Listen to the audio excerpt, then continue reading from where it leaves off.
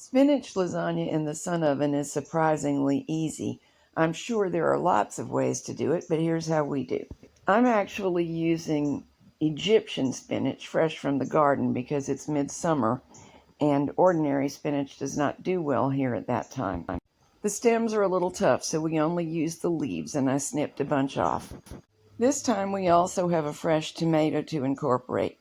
We don't always, and the recipe is flexible like that. The other ingredients are an 8-ounce bag of Italian-style cheese shredded, some mozzarella cheese shredded, a can of pasta sauce, any one you like, and of course lasagna noodles. And they are not the oven-ready kind, and we don't pre-cook them. We just use them. I'm using an 8-inch anchor hocking glass baking dish, 8 inches square.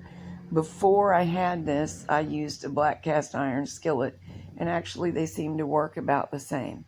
We start by putting a little bit of the pasta sauce on the floor of the pan, and then breaking the noodles so they fit and laying one layer across. And then we begin layering all the ingredients.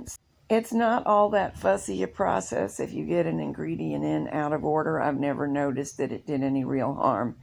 Do try to get one thin, complete layer of the spinach, and every time you make a stack of sauce, noodles, spinach, then make cheese on the top and pasta sauce and start again. In this case, I also have tomato to add, and I decided not to put it too close to the bottom because I wanted the moisture from the tomato to be partway up in the stack.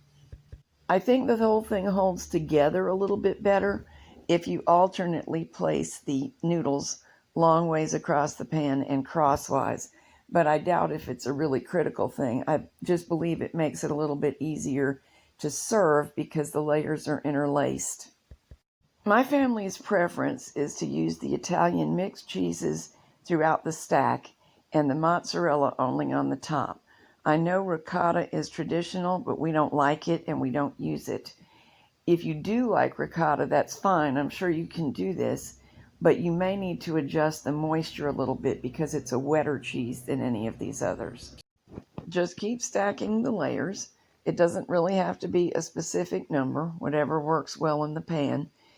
For your own solar cooker, you'll need to select the pan that fits the cooker well as the first priority, and then size the lasagna to the pan. That seems to be the way to get the best success with solar cooking. Pour the last of the sauce on the top layer. Stack until you run out of room in the pan or run out of ingredients, and top the whole thing generously with mozzarella.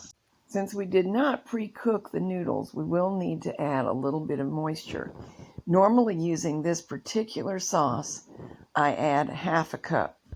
Just put a little bit of water in the can and swish it around so as to get the last of the sauce out of the can and use that as the liquid.